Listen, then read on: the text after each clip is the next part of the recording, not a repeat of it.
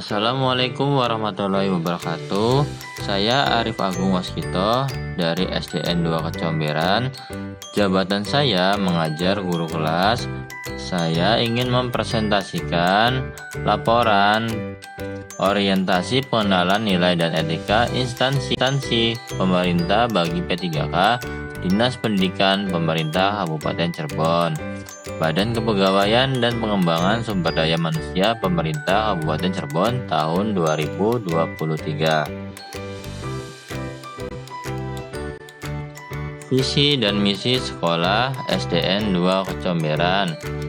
Visi sekolah terwujudnya peserta didik yang beriman dan bertakwa, berakhlakul karimah, berprestasi, cerdas, dan beriptek dalam rangka menuju sekolah yang unggul dan mandiri.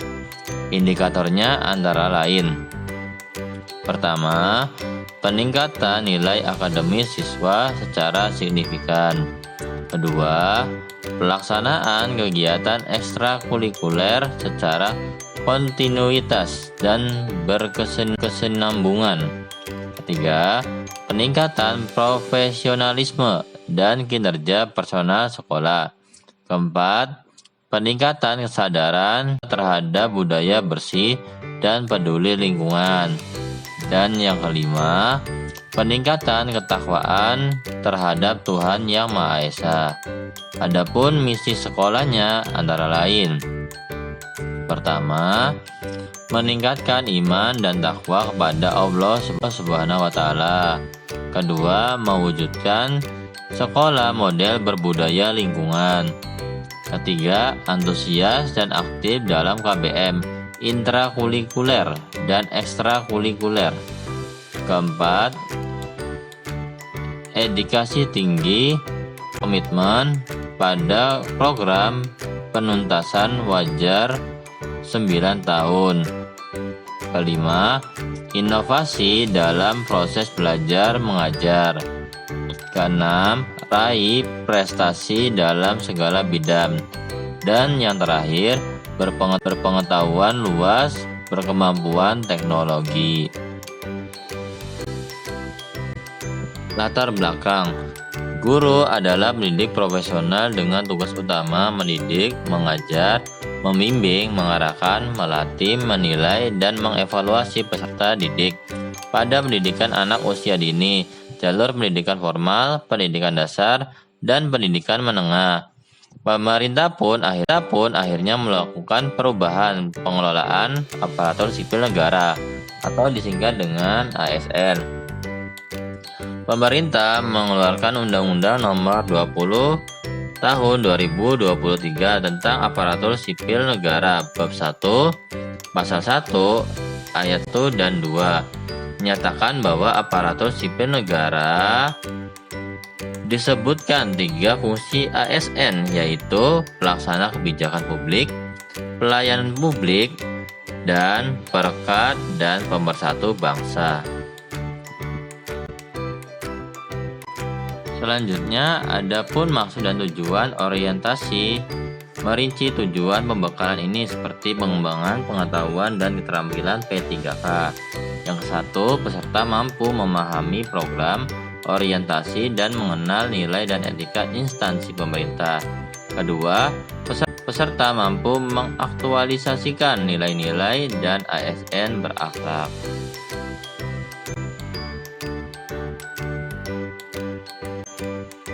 Selanjutnya, saya ingin menjelaskan tentang rencana kerja saya dalam beberapa tahun ke depan.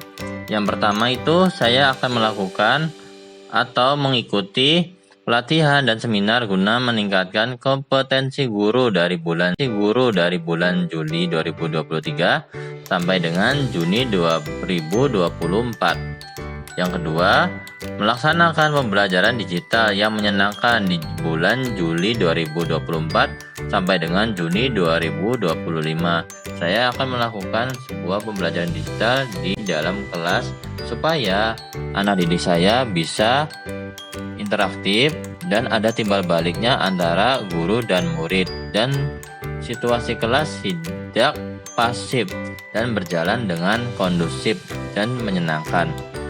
Yang ketiga, melaksanakan kegiatan pembinaan terhadap peserta didik dari bulan Juli 2025 sampai dengan Juni 2026. Tujuannya agar peserta didik bisa sopan dan santun serta disiplin di lingkungan sekolah. Yang terakhir atau yang keempat, melaksanakan kegiatan sholat duha secara rutin dari bulan Juli 2026 sampai dengan Juni 2027. Tujuannya itu untuk supaya menanamkan akhlakul karimah kepada peserta didik dan menjadi rutinitas setiap hari dalam pembelajaran di sekolah. Selanjutnya saya akan menjelaskan matriks rencana kerja saya berdasarkan rencana kerja, dan saya akan menjelaskan intinya saja berdasarkan rencana kerja saya. Yang poin 1 itu tujuannya untuk meningkatkan pemahaman dan wawasan guru serta menerapkannya dalam pembelajaran. Indikator pencapaiannya itu peserta didik aktif dalam pembelajaran dan ada timbal balik ke guru. Poin kedua, tujuannya meningkatkan timbal balik siswa dalam pembelajaran. Indikatornya itu melaksanakan pembelajaran yang disenangi peserta didik supaya pencapaian pembelajaran di kelas berjalan dengan optimal. Ketiga, meningkatkan kedisiplinan siswa, itu tujuannya. Dan indikatornya, dengan adanya kegiatan pembinaan diharapkan peserta didik lebih disiplin di lingkungan sekolah. Yang keempat, tujuannya itu meningkatkan rohani peserta didik. Nah, dengan melaksanakan sholat duha diharapkan para peserta didik keimanan meningkat dengan berjalannya waktu karena menjalankan ibadah sholat duha secara rutin.